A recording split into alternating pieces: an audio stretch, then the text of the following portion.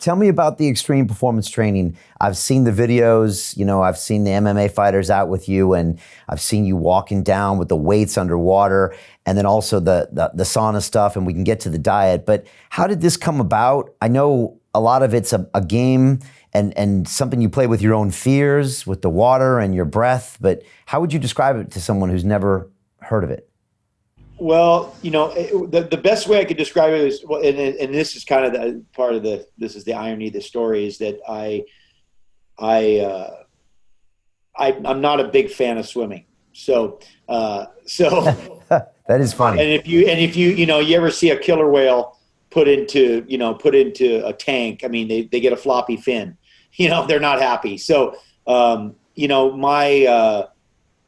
so this was a technique that really came out, kind of organically came out of a combination of weight training and swimming, and a way to take everything we were doing in the weight room and all the lifting that we were doing and put it into the water and change the environment, which induced some other kind of factors, which created some breathing patterns, regulated breathing patterns. So you can only breathe when your head comes out like you do in swimming. Is it every 3 strokes? Is it every 5 strokes? Is it 7 strokes?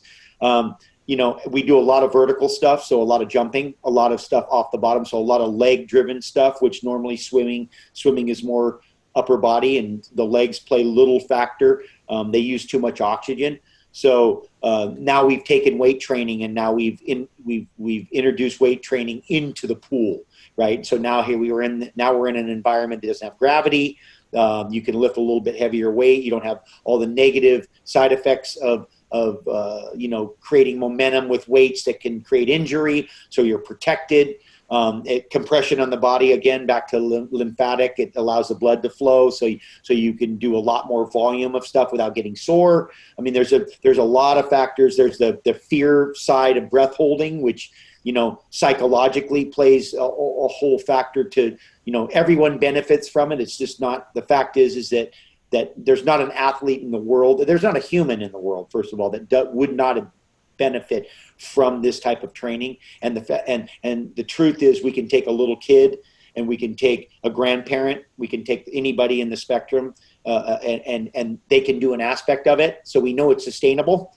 You can do it your entire life. So you can do it from when you're a little kid, and you can tell, some of the exercises that we created, or my children created. My daughter swam down and did this one thing when she was little. I'm like, wow, that's a cool move. And so we turned that into a move. And, we have a bunch of different moves that we do that have names. We have, and I have, we get everybody from phenomenal swimmers to people that don't swim, to like jumpers, people that are jumping, runners. I mean, anybody, water polo player, Navy SEAL. I mean, we just, the diversity of, women, children. I mean, we just don't, there's no, Gabby, and I have been kind of doing this a long time. There's aspects of it that really develop the cardio system. So you become more cardio efficient. So that means when you go ride your bike, or you go run, or you go do these other activities, you're actually more efficient. So you're better at running, you're better at riding, you're better at doing this stuff because of the nature of the way the cardiovascular system, the breathing system ultimately is developed with these moves and with these patterns in the water. So, that there's, and then it's an incredible thing for recovery. So a lot of it's like recovery based stuff. So like I had my hip replaced, and within 2 weeks, I'm in the water jumping and moving and doing stuff that I wouldn't have been able to do for another month or two. Guys, I have people, pro athletes with knee stuff or ankle stuff or whatever. And, whatever the injuries, and I can come in there, shoulder stuff, whatever you have going on.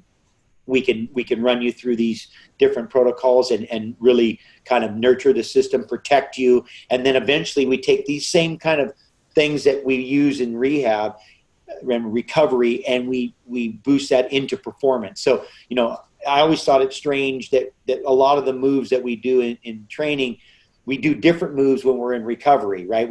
I go to rehab and I do all these different moves. And then when I'm done, I go back to my other training. I go, that seems kind of stupid. Why don't we just take all the moves we're doing in rehab and then make them more intense, and then that'll be our training? Because it seems like that would be the best, because then you'd be doing all the things that were supporting you to get back to your training. So a lot of that's happened. But again, it's back to innovation. A lot of innovative stuff, and then we're always looking for new things and new techniques. And we have a bunch of different drills we do, and we have there's a bunch of flipping. We can do underwater flips and rotations and inversion and some pretty cool stuff. And within that, we're always incorporating heat and ice. So we use heat and ice as part of that system, because again, if you talk to exposure of fear, we talk to exposure of vulnerability. Now we talk to exposure of heat, exposure of ice. Exposure is exposure. Right. These are mechanisms that as you train exposure, you get better at. And the truth is that your ability to deal with fear, exposure, will be enhanced, and you will have better ability to deal with fear when you deal with cold. Your ability to deal with heat will help your ability to deal with fear, vulnerability, exposure, right? These are all, and so the body doesn't really differentiate. The systems turn on, we're exposed. It can be emotional exposure. And so we believe that physical exposure helps you strengthen emotional exposure, right? So again, the interconnection between the whole system is all interconnected. And so, and I think that we like to separate and say, oh, that's one thing and this one thing, but they're doing some studies right now, and I'm connected with a couple of the doctors are doing a study on depression, clinically depressed people, spending time in saunas. They're doing like a sauna protocol to help with clinically depressed people. I believe, and so does the doctors that are involved in it, that it will have an absolute effect on them. I know from my own personal experience, I know through CTE and PTSD and all of these, I have friends and people that have exposed to a lot of different injuries and soldiers and just all the different fields. We do heat, we do ice, we do breath work.